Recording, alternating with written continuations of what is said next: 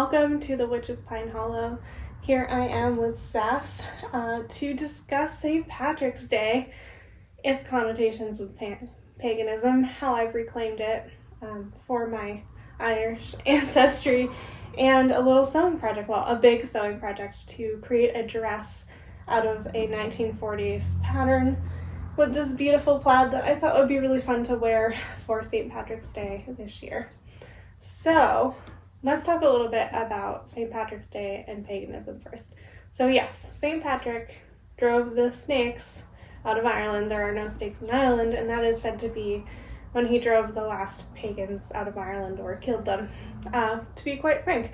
And so I grew up in very, very Irish culture in southeast Massachusetts, where celebrating St. Patrick's Day in my family was like a big deal. My parent grew up Irish Catholic, and like it was an important day. You would always have corned beef and cabbage and potatoes. There was a parade in town, one of the most Irish towns in America, and it just felt like this big community thing of celebrating our heritage and where we came from. Flash forward to high school, became pagan, didn't even think about it. Didn't really think about it at all. And then recently, in the last few years, since I've deepened in my spirituality and quest, I found that it's kind of a problematic holiday.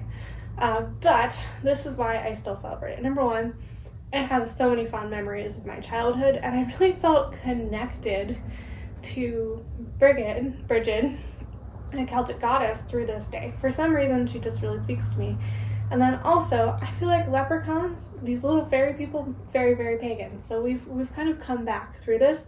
I also think that it's important to not let what happened drown out pride in my Celtic pagan roots, and just take it as a day to celebrate it. So I'm sure other pagans listening to this might have a problem with it, but for me, that's what the holiday means, is celebrating my heritage, celebrating where I came from, which used to be a very, very pagan place where some of my favorite gods and goddesses come from, and some of my favorite stories and mythology and all of those pieces. So that's what it means to me, and that's why I celebrate every year. I don't think St. Patrick was a very nice person, just gonna put it out there, and he does not really involve, so I really think of it as more of a pride in my Irish Heritage Day. So here we go from there. This is the dress that I am going to be making. I want to make the short sleeve version. I've just realized that I have not gotten the belt buckle for this yet. So that will be interesting, but the belt seems like a separate piece, so I might just skip the belt. But there's 2 pieces for the skirt and a couple pieces, like 3 pieces front back. So it shouldn't be too complicated. And I've got my new sewing machine, so I am really excited to start this project. And again, here's the fabric that would be made out of. I got this at Savers for $4 for like 5 yards of it.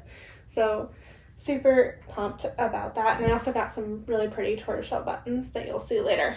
So without further ado, it is time to pull cards. I decided to do this, well, it's not live, but on camera, so that I didn't have time to think up meanings and I could just go with my intuition in the moment.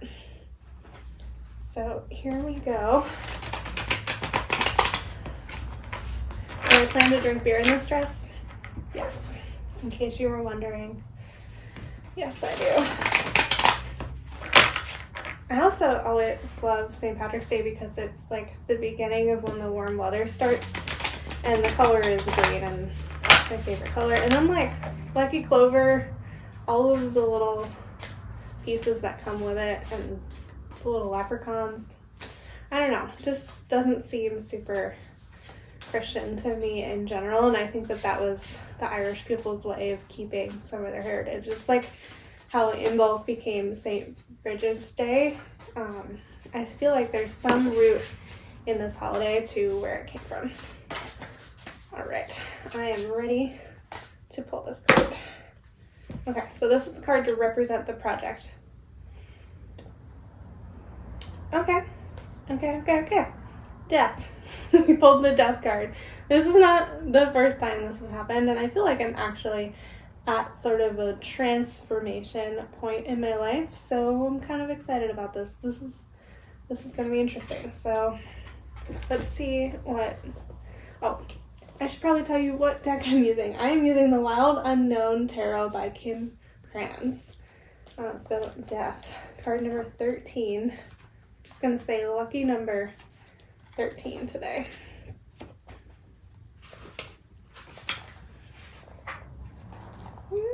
Taking too long. Okay, closure, transformation. No one loves the sight of the death card in a reading. We spend most of our lives denying death altogether. So when this card appears, it's easy to get frightened or think it's bad. Don't let the drama distract you from the message. Something in your life needs to end. It needs closure. This will happen voluntarily or involuntarily. Either way, you will feel a positive transformation begin after the initial forms of suffering have passed. So I think this represents a new beginning in my sewing life. I'm just going to leave it at that like I'm going to leave behind some of the mistakes of the past, and this is like a clean, fresh slate time period of transformation. Action to avoid, the Four of Wands.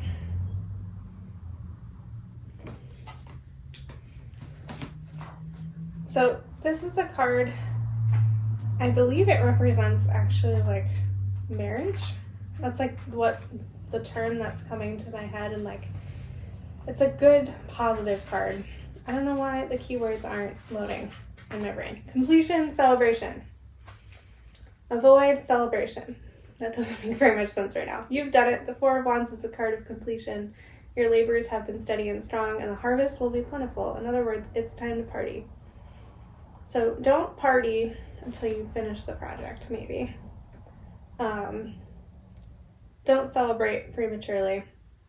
There's a lot of work to be done and some transformation that needs to be done before you can celebrate. That makes sense to me.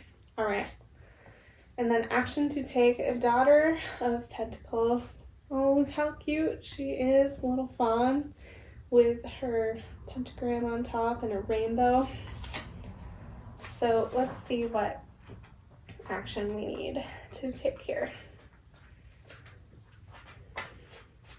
Responsible, kind, and supportive. So my first intuition here is I need to be kind and responsible and supportive of myself. Be a good inner parent. Don't be down talking to myself during this project. You usually find the Daughter of Pentacles behind the scenes rather than out in the spotlight. Though quite shy, she's extremely hardworking and responsible. She handles details and logistics well. People depend on her. She has vast amounts of inner strength and thrives when in nature. So be hardworking, be kind and supportive to myself, and remember my inner strength. This is a really interesting reading for a project. So as long as I do these things and avoid celebrating too early or focusing maybe on that celebration and making myself anxious about it, I will have a positive transformation. Let's see how this project goes. So here I am actually starting this project out the right way, following the rules, and ironing 5 yards of fabric, which really took a long time, but it was so worth it to make sure the pattern lined up when I cut it out.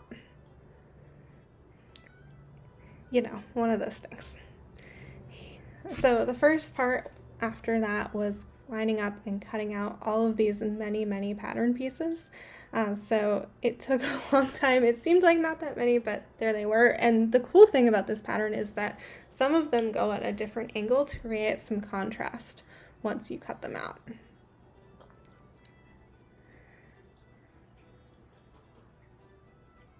Now, here I am on my new sewing machine. This thing, the Brother, is amazing.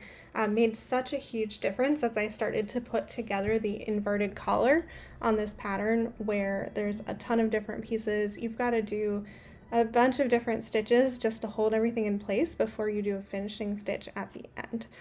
So I read the manual a good many times, restitched things a good many times, made a lot of mistakes.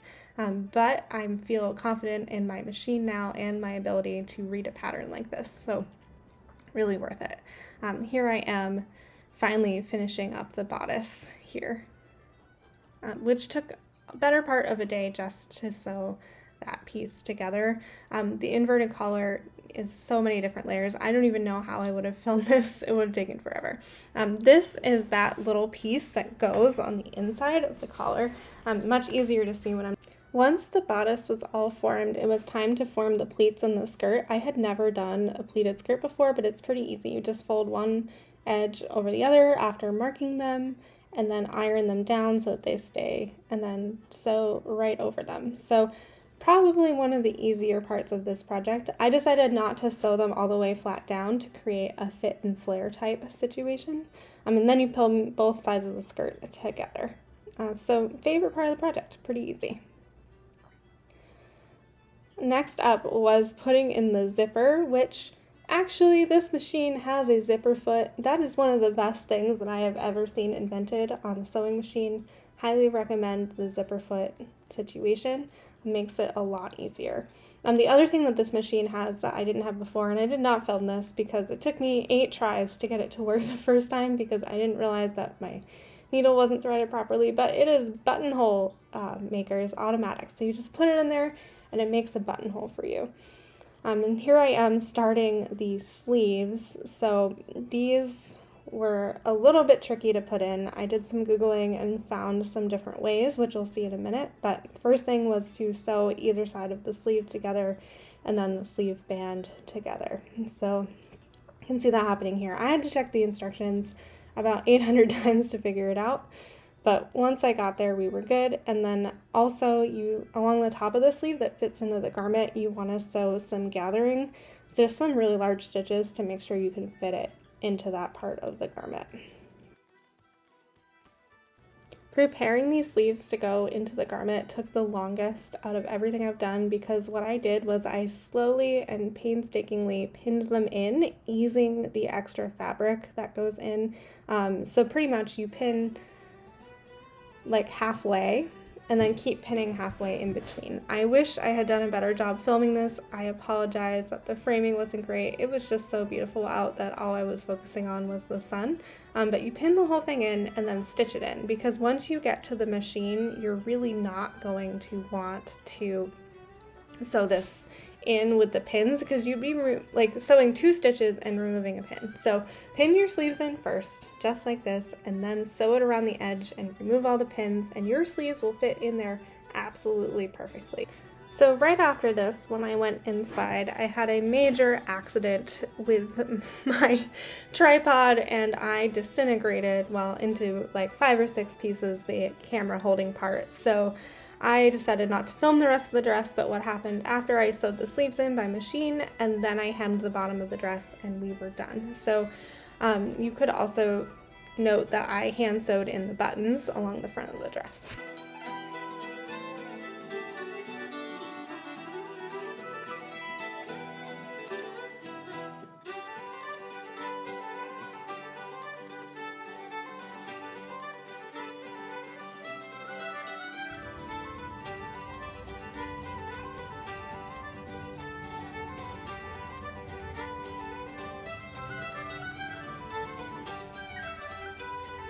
So here we are at the end of the project. I am so happy with this dress. It's super comfortable. I will probably wear this all the time. The fabric was sturdy and easy to work with.